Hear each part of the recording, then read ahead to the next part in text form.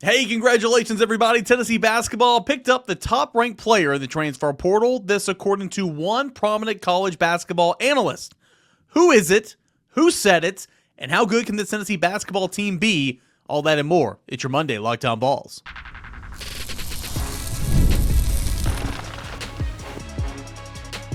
You are Locked On Vols, your daily podcast on the Tennessee Volunteers. Part of the Locked On Podcast Network, your team every day. What is up, everybody? Welcome into a new week and a new episode of Locked On Vols. Appreciate you guys for being here, making Locked On Vols your first listen, your first watch. Each and every single morning, we are part of the Locked On Podcast Network, where it is your team every single day. Tennessee basketball season has come to an end. Obviously, that happened last week. It's unfortunate, but right into the transfer portal. And one prominent basketball analyst has said that Tennessee's transfer portal commit from Jacoby Gillespie on Friday afternoon is the best player in the portal class. More on that here in a moment. And Gillespie's commit to the Tennessee Volunteers. All that coming up here in just a couple of seconds. Matt Ray, VolQuest.com, my colleague, is going to break down all the ins and the outs of the recruiting weekend from Tennessee spring practice. That's coming up in segment number 2. And baseball, man, the highest of highs, the lowest of lows this weekend for the former top-ranked team in the country, that being the Tennessee Volunteers. We're going to recap it. We'll have a little therapy session coming up in segment number 3 right here on a Monday show. Don't forget, Twitter Tuesday. Well, really, we've rebranded it because Twitter's no more. It's X. Mailbag show that's coming up tomorrow. So send in your questions, your comments, your concerns, anything you guys want to ask me for a Tuesday Locked On Vols. I'll do my best to answer those questions for you every day. Go ahead and send those in right now.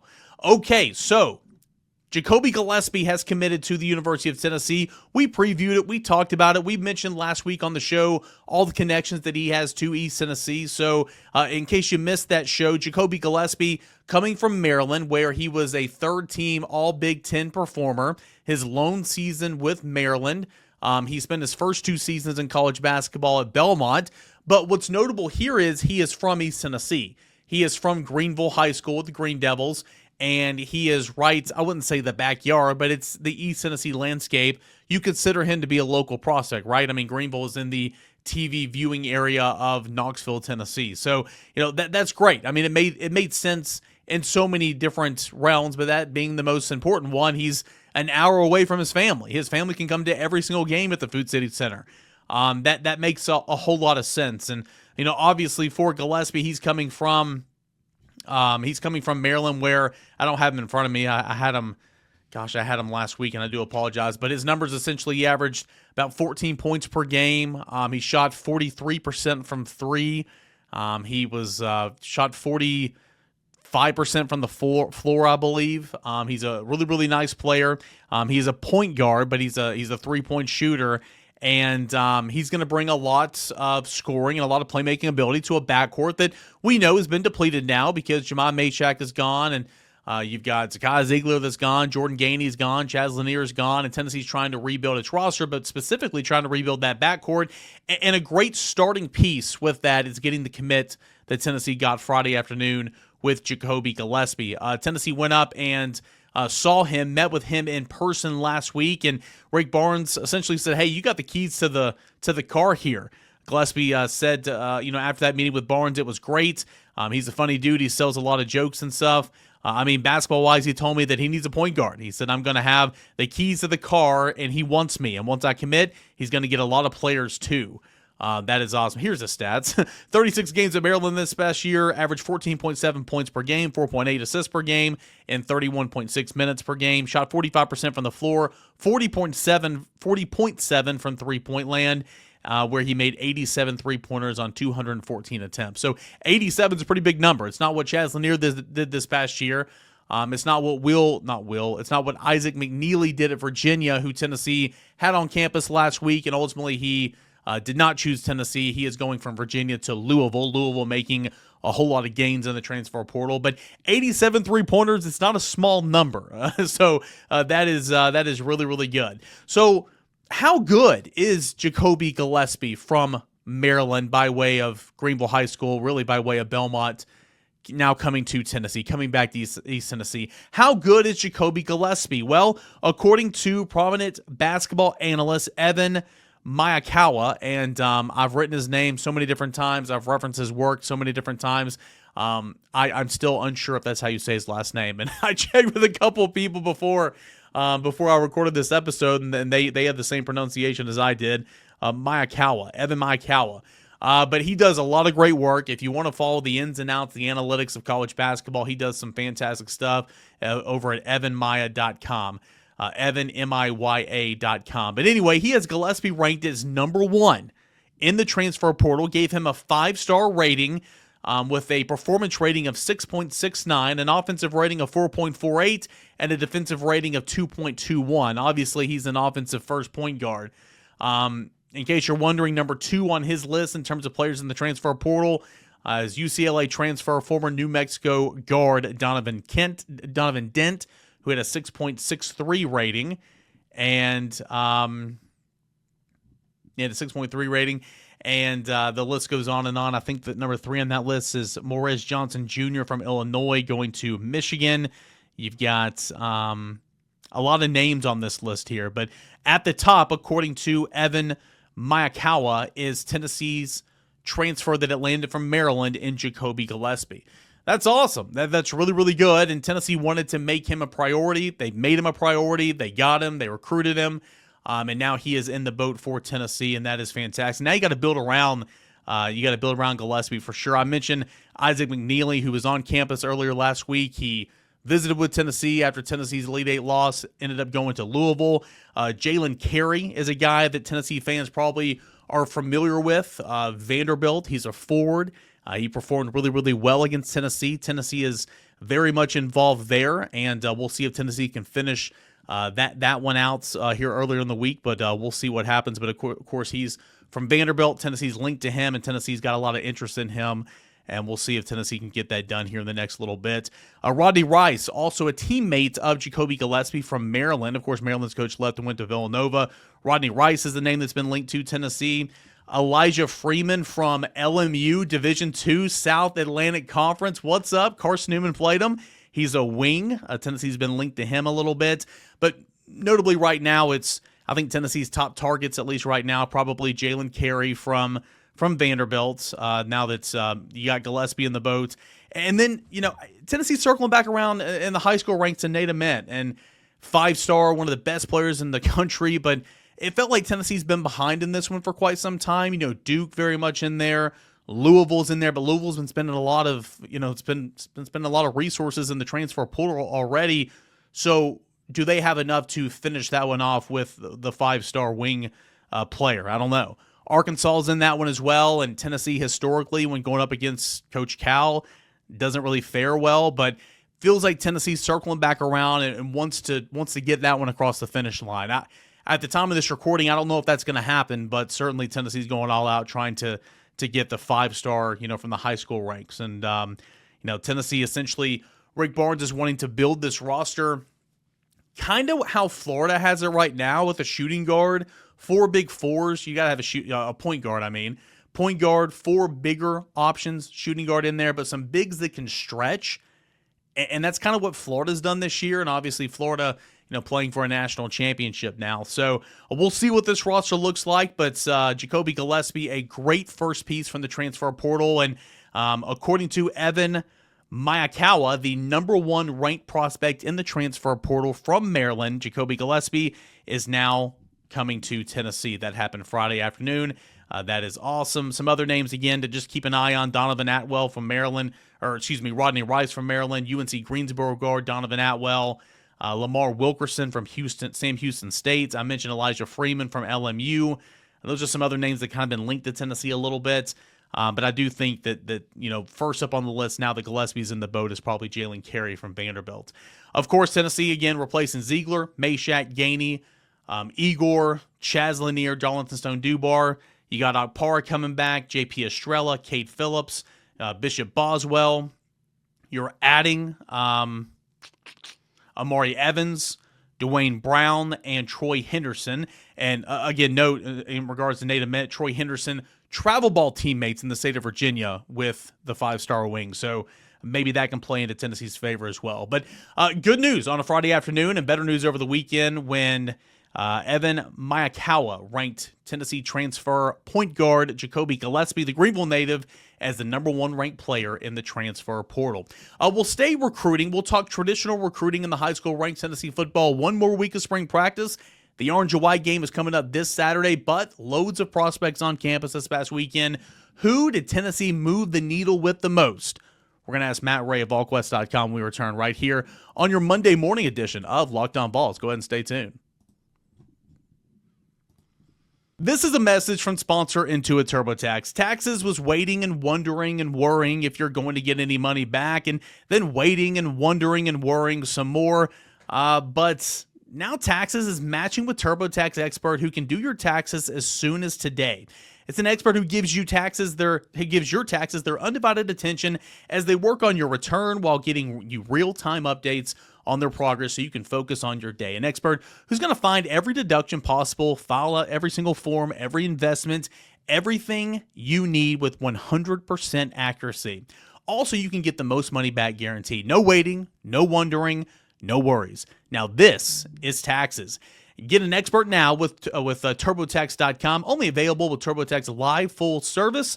Real-time updates only on iOS mobile app. And you can see guarantee details at TurboTax.com/guarantee. That is TurboTax.com/guarantees. Matt Ray, VolQuest.com. Big-time recruiting weekend for Tennessee football. It's going to be a big one as well for the Orange and White game. But first, let's look back. Friday, Saturday, Sunday, maybe even a little bit of Monday here to start the week. Let's start with a big man, 4-star interior offensive lineman.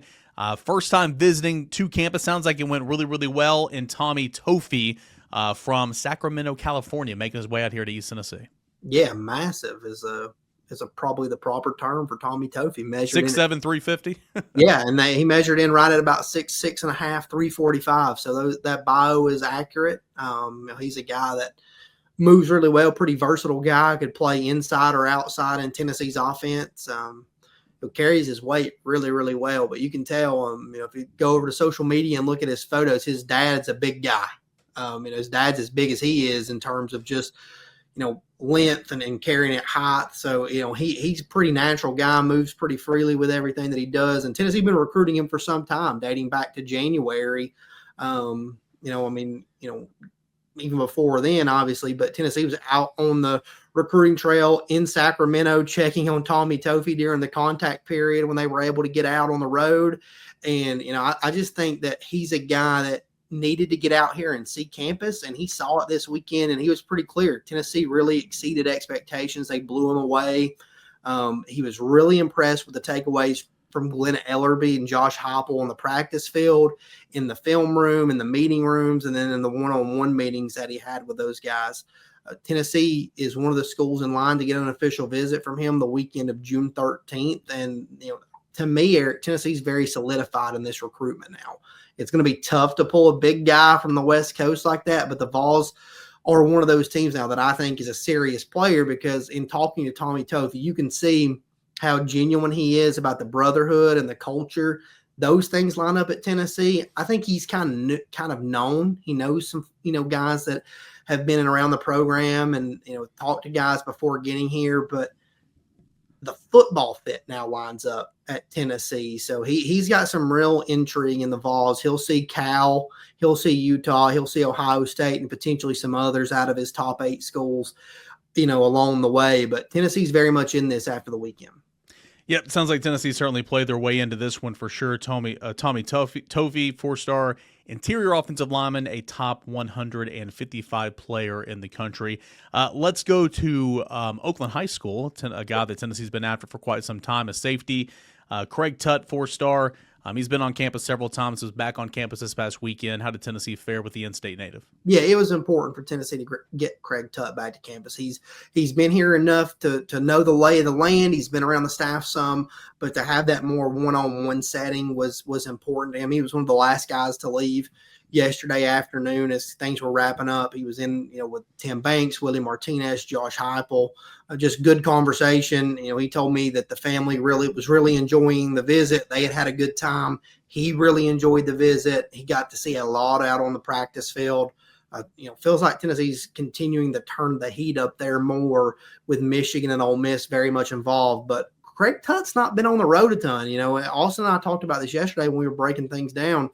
He's a guy that we've talked about a lot, but he's just not been on the road a ton to see any schools really. So, for Tennessee to get back out here, I think this is the fourth time now ahead of what, will be a very important official visit in June that's now scheduled. He scheduled that over yesterday for June 20th. I think Tennessee continues to move the needle in the right direction, but Ole Miss and Michigan are also turning the heat up. So that's a recruitment from an in-state standpoint that's going to be very interesting moving forward. Yep, Craig Tutt, obviously high on the priority board, has been for a while. Let's go to Jackson, Mississippi, where this next prospect resides, 4-star. On three's really high on him. Linebacker TJ White. I think the other services will catch up, as the cycle goes along. But, he's, rated as the 61st player in the cycle per on three. TJ White back on campus. He's a guy that just everything with TJ White just kind of moves quiet and slow, and that's kind of who he is. He's about his business. He had another really good visit yesterday, though. He was out here in January. Tennessee made a move during that visit. Got him set up for an official visit at that time. Get him back out here again and continuing to work in the right direction there as they're still trying to add linebackers to this class, obviously. But overall for TJ White, it's just been about more learning about the football fit. That's what this weekend was about. He got to see a lot of that on the practice field. He got to spend a lot of time with William Inge on and off the practice field, watching him on the practice field, watching him in the meeting room, and then one-on-one conversations, and then spending the afternoon with him yesterday after practice was important to him and his family as well. Tennessee continues to be right involved in this when North Carolina, Mississippi State, I think Florida State's the fourth team that's getting an official visit in June. So that month of June is going to be very important to him, but Tennessee's very much in this recruitment as well. Man, I love the way that linebacker room looks right now with the guys on campus, the guys in the last couple of cycles. Can't wait to see what Harmon and Perlotti look like when they officially get on the practice field and they kind of ditch their injuries, some offseason procedures there. So just wanting to add to that group to where a couple years ago, man, it was 3 guys in that room, and now you've got just an abundance of talent. Edward Baker, another offensive lineman, 6'4", about 315 or so from there's that school again, right? St. Francis Academy in Baltimore, man. Tennessee's had a lot of success there. It was Edward Baker that was back on campus this weekend. Yeah, he has been here a handful of times, was here at least once in the fall, if not twice. But, Tennessee's continued to keep close tabs on him.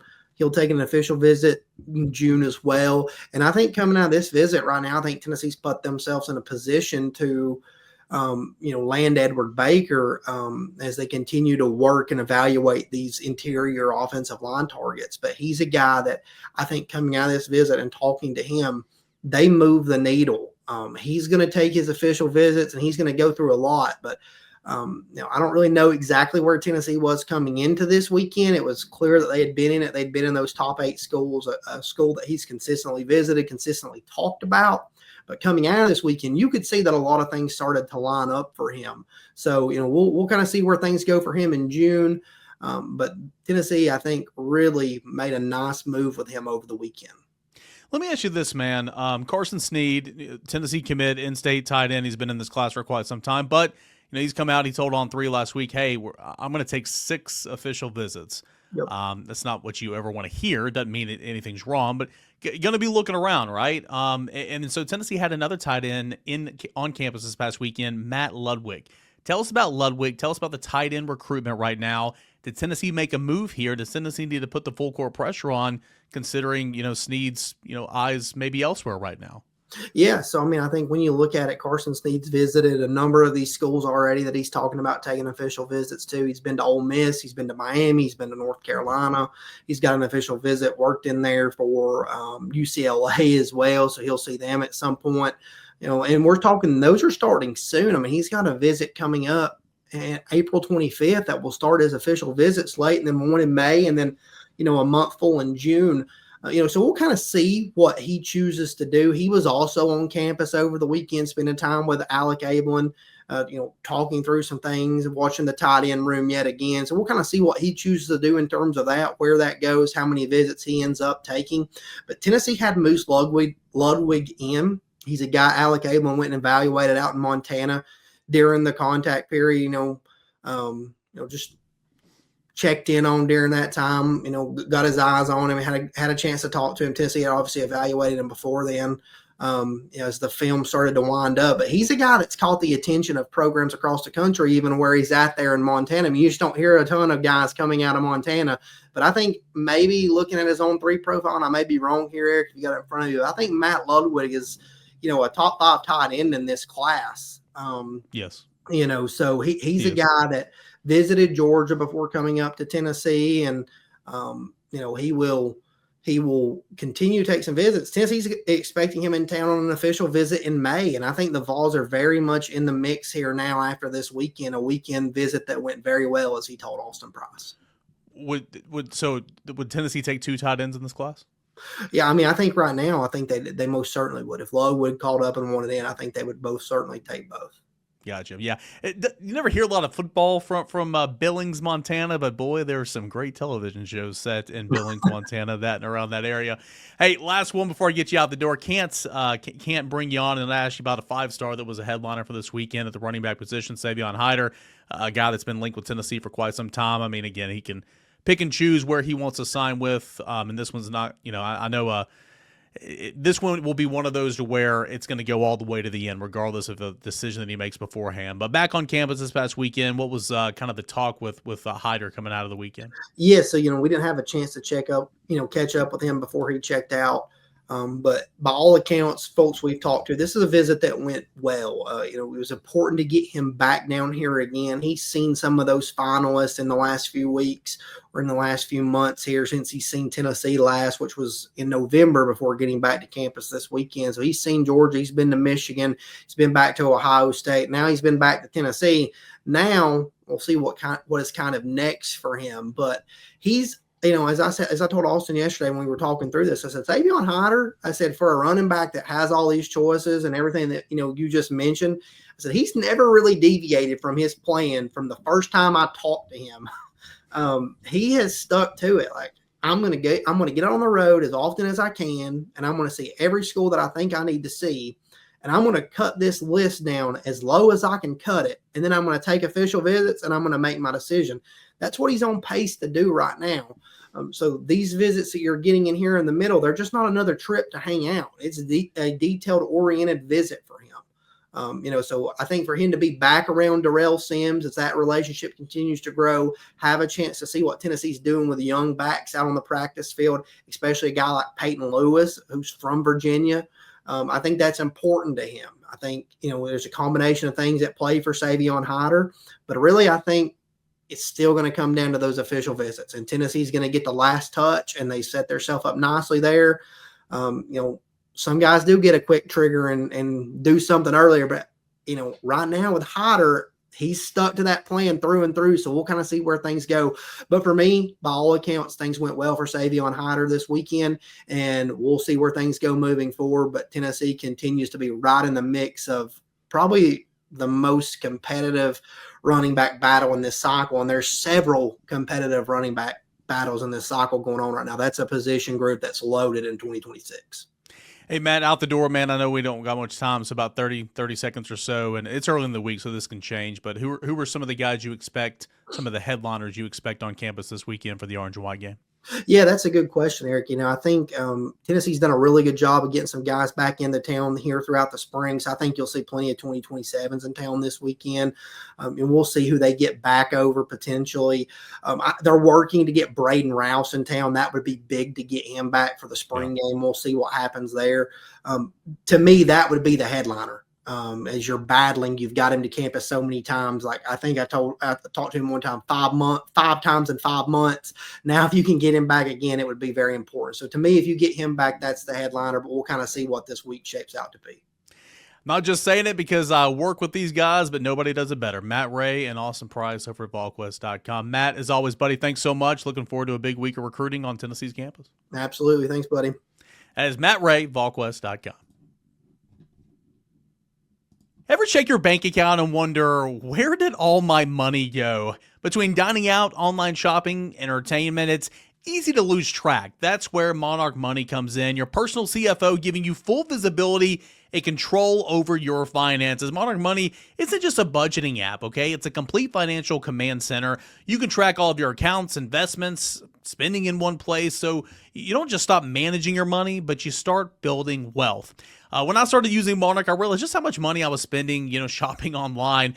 Now I can budget smarter and I can save more. Instead of juggling all these apps, you can use Monarch to check the finances, track your spending, and even plan for long-term goals. Managing money with my partner, with my wife, is smoother than ever. You can track shared and personal accounts, set goals, and stay on the same page without any stress. Take control of your finances with Monarch Money. Use promo code LockedOnCollege at monarchmoney.com for 50% off your first year. That's monarchmoney.com. Promo code LockedOnCollege. Promo code LockedOnCollege for half off your first year. Again, monarchmoney.com. Promo code LockedOnCollege. The NCAA tournament is here, and so is the Bracket Breakdown. Locked On Podcast Network and Amazon Fire TV channels are teaming up to deliver NCAA tournament coverage like never before. Watch studio shows featuring former players and Locked On's local experts as they guide you through every upset, buzzer beater, and bracket matchup. Stream it all for free on Amazon Fire TV channel. Search Bracket Breakdown to see it all for free. It's your team every day.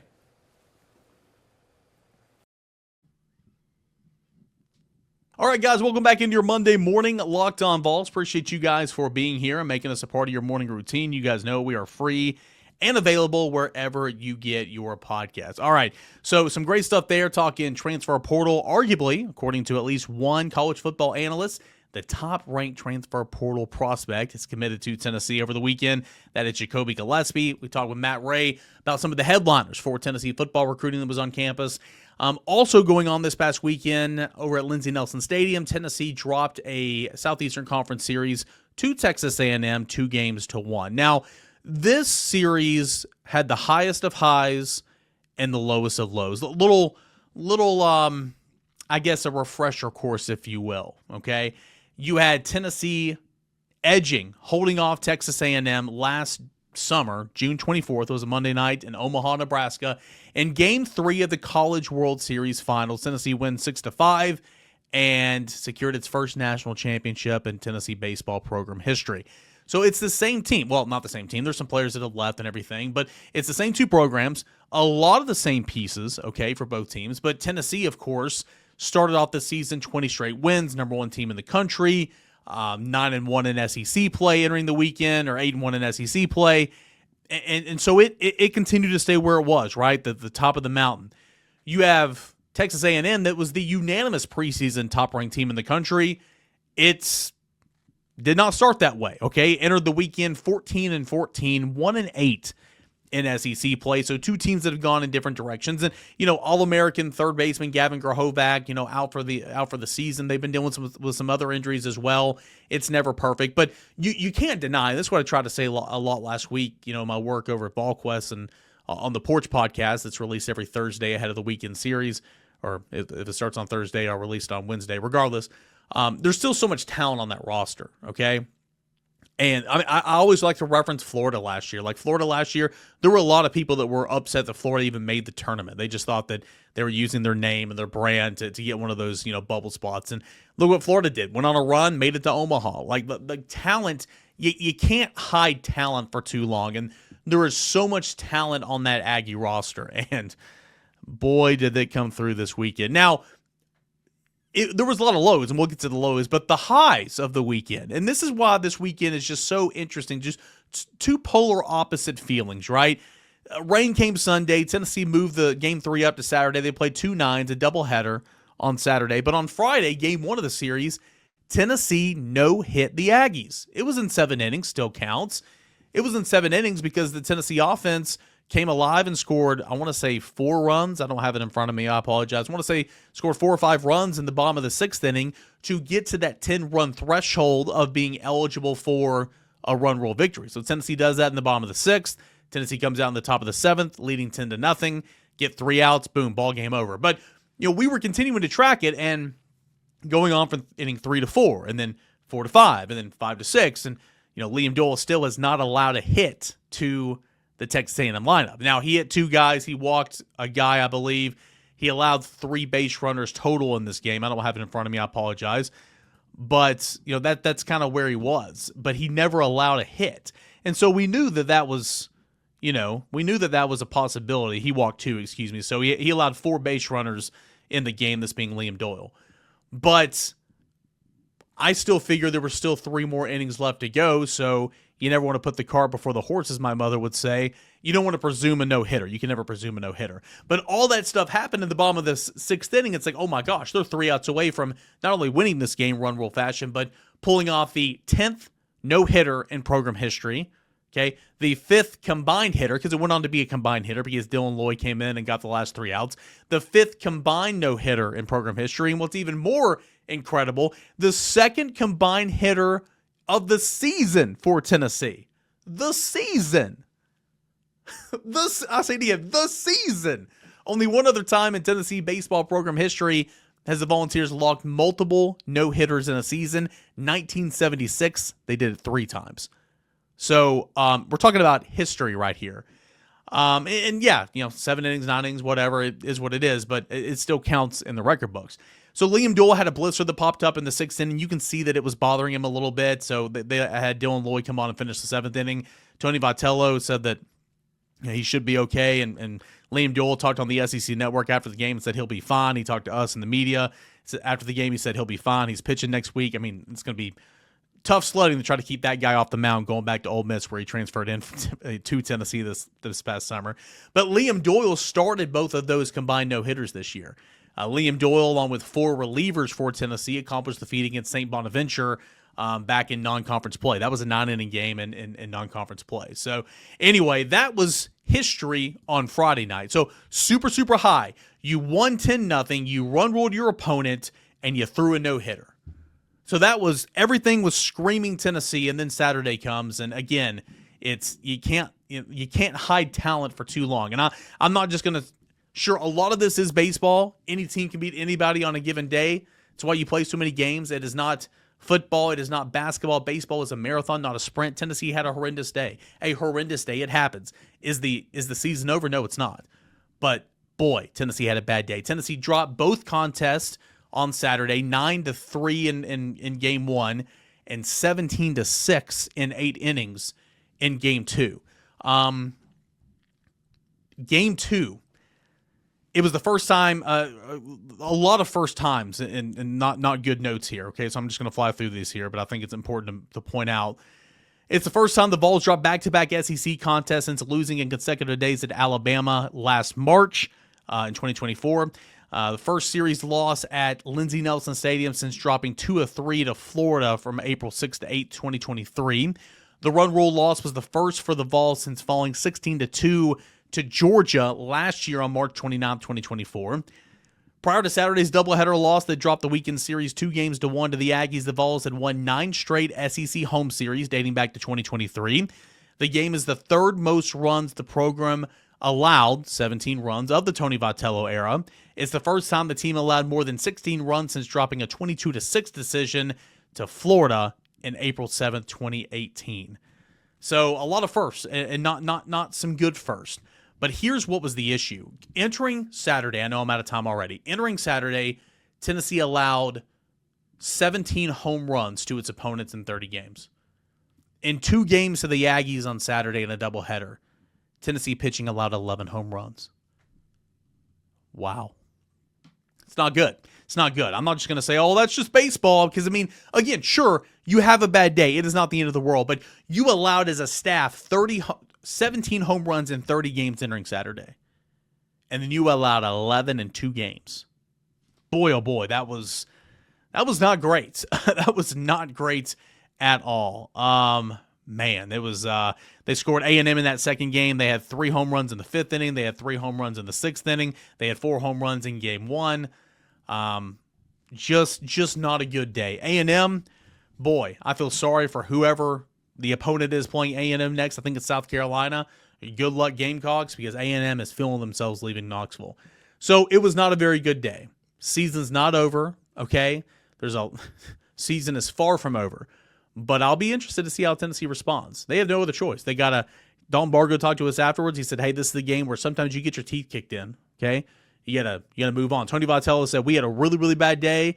They had a really, really good day. They took advantage of opportunities, and we just got to move on. Tennessee's got to snap and clear. Tennessee is too talented not to snap and clear, and I fully expect Tennessee to do just that. But the highest of highs and the lowest of lows this weekend against the Aggies, two teams that were going in opposite directions since that hot night, legendary night in Omaha, Nebraska, June 24th, 2024, where Tennessee secured its first national championship in program history, and the Aggies came up one run short of a national championship. Maybe the Aggies have turned the tide a little bit. It was not a good Saturday for Tennessee, but I'm excited to see how Tennessee responds from this. Hey, get in your questions, your comments, your concerns at _Caner, at Locked On Vols. You can comment on this show on the YouTube channel. You can find me on Instagram, the show on Instagram, all that and more. Appreciate you guys as always at _Caner and at Locked On Vols. Send in your questions, comments, concerns for the mailbag show coming up tomorrow. Hey, new week. Let's get it. A lot to talk about. Orange and White game coming up on Saturday. I want to keep saying Friday. It's on Saturday. Josh Heupel in Tennessee scrimmaging for the second time here on a Monday morning. So on Tuesday, we'll have a report on what we heard from Tennessee scrimmage. All that and more coming up, plus mailbag on tomorrow's show. This is Locked On Vols.